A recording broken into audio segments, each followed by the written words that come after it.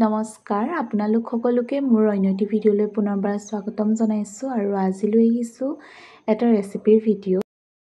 মই বনাবলৈ ওলাইছোঁ আজি এয়া জলকীয়া আচাৰ, কেঁচা জলকীয়াৰ আচাৰ বনাবলৈ ওলাইছোঁ আৰু আপোনালোকৰ আগতো শ্বেয়াৰ কৰোঁ বুলি ভাবিলোঁ আৰু সেই গতিকে আপোনালোকৰ মাজলৈ ভিডিঅ'টো আগবঢ়াই দিছোঁ। ভিডিঅ'টো শেষলৈ চাব বুলি আশা ৰাখিলোঁ। এয়া প্ৰথমতে মই জলকীয়াখিনি ধুনীয়াকৈ ধুই লৈছোঁ আৰু পানীখিনি নিগৰালৈকে অকণমান সময় ৰ'দত শুকাবলৈ দিম।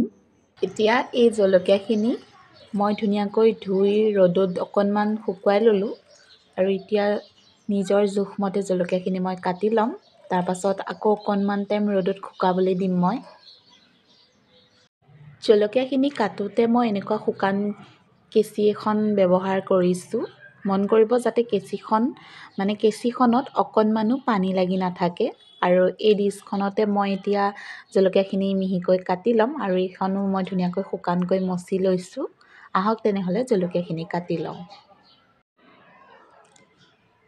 এতিয়া মই জলকীয়াখিনি নিজৰ জোখমতে কাটি ল'ম। আপোনালোকে সৰু ডাঙৰটো নিজৰ ইচ্ছা অনুযায়ী কৰি ল'ব পাৰিব।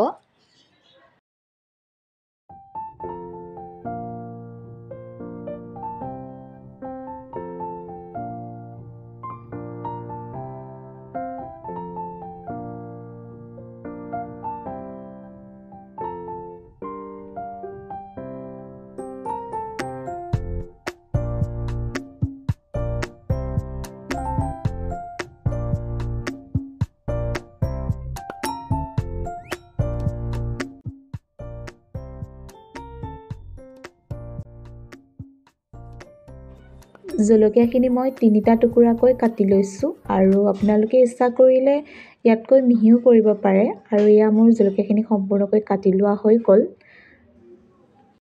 আৰু এতিয়া এইখিনি মই আকৌ এবাৰ ৰ'দত ভালকৈ শুকাবলৈ দিছোঁ।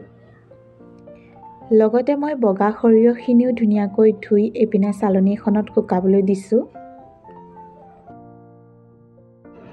এয়া মই বগা সৰিয়হ কেইটামান বেছিকৈ লৈছোঁ আৰু লগতে লৈছোঁ 5 ফোৰণ। এতিয়া এইখিনি মই শুকান কেৰাহী এটাত ধুনীয়াকৈ অকণমান সময় ভাজি ল'ম। এয়া মই কেৰাহীটো অকণমান সময় গৰম কৰি লৈছোঁ আৰু এতিয়া মছলাখিনি ধুনীয়াকৈ কেৰাহীটোত দি দিলোঁ। এতিয়া এইখিনি অকণমান ৰঙচুৱা হোৱালৈকে মই ভাজি ল'ম।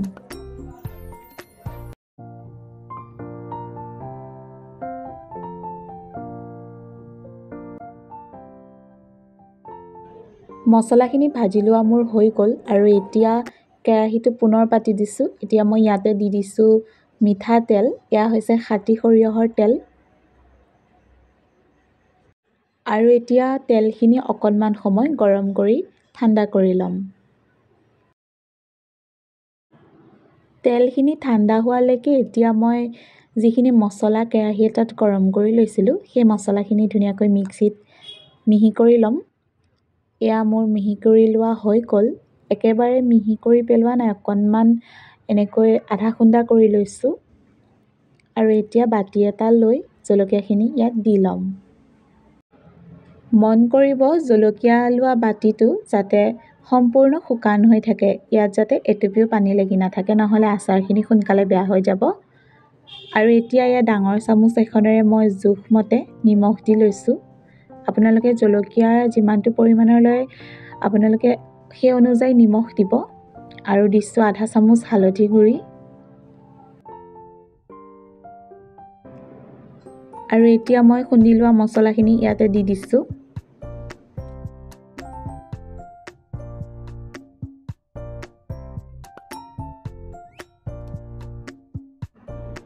মছলাখিনি দিয়াৰ পাছত এইখিনি এতিয়া মই খুব ধুনীয়াকৈ মিক্স কৰি ল'ম।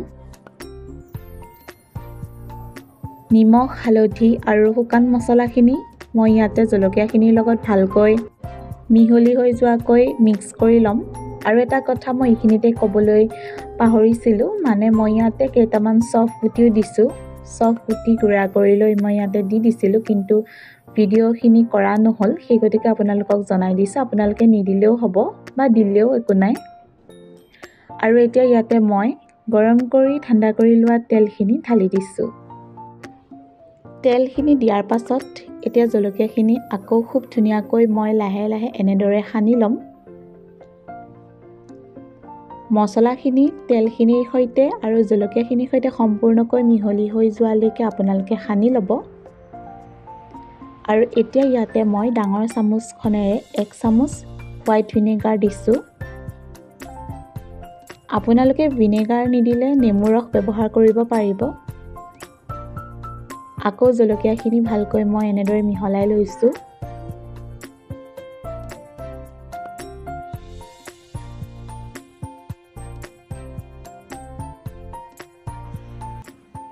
এয়া মোৰ জলকীয়াখিনি মিহলাই লোৱা হৈ গ'ল। আৰু এনেদৰে আপোনালোকে ধুনীয়াকৈ মিহলাই ল'ব। আৰু এয়া দেখিছেনে কিমান ধুনীয়া লাগিছে। হালধি গুড়া দিয়াৰ কাৰণে জলকীয়াখিনিৰ ৰংটো খুব ধুনীয়া হৈছে। আৰু দেখি আপোনালোকৰ লোভ লাগিছেনে বাৰু? আৰু এতিয়া জলকীয়াখিনি এনেদৰে গ্লাছৰ বৈয়াম এটা লৈছোঁ। আৰু এই বৈয়ামটো খুব ধুনীয়াকৈ মচি ৰ'দত শুকুৱাই লৈছোঁ, যাতে ইয়াত অকণমানো পানী লাগি নাথাকে। আৰু এতিয়া এচামুচকৈ মই জলকীয়াখিনি ইয়াত ভৰাই দিম। এনেদৰে জলকীয়া আচাৰ বনাই ৰাখিলে আপোনালোকে বছৰ ধৰি খাব পাৰিব, মানে সংৰক্ষণ কৰি ৰাখিব পাৰিব আৰু মন গ'লেই ভাতৰ লগত ধুনীয়াকৈ খাব পাৰিব। এয়া জলকীয়া আচাৰখিনি ধুনীয়াকৈ হৈ গ'ল। আৰু এতিয়া খালি মাজে মাজে ৰ'দত দি থাকিলেই হ'ব, তাৰ বাহিৰে কৰিবলগীয়া একো নাই। যদি আজিৰ ভিডিঅ'টো চাই আপোনালোকৰ ভাল লাগিল তেনেহ'লে ভিডিঅ'টো লাইক কৰি দিবলৈ নাপাহৰিব। আৰু যদি আপোনালোকে প্ৰথমবাৰ মোৰ ভিডিঅ'টো চাই আছে তেনেহ'লে প্লিজ মোৰ চেনেলটো ছাবস্ক্ৰাইব কৰি দিব। আৰু অন্য এটা ভিডিঅ'ৰ সৈতে আপোনালোকক পুনৰ লগ পাম। আজিলৈ আহিছোঁ তেনেহ'লে, বাই।